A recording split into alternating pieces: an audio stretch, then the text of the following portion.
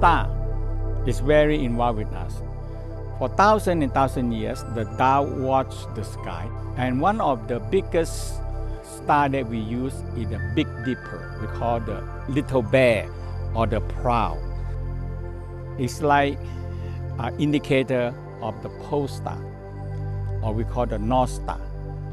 And the first star in this Big Dipper in the Tao said is connecting with our brainstem inside there, brainstem. And the second star connecting with the memory center. The third star connecting with the pineal gland inside the brain. Okay, and the fourth star connecting with thalamus on the top, and the fifth star connecting with hypothalamus, and the sixth star connecting olfactory nerve.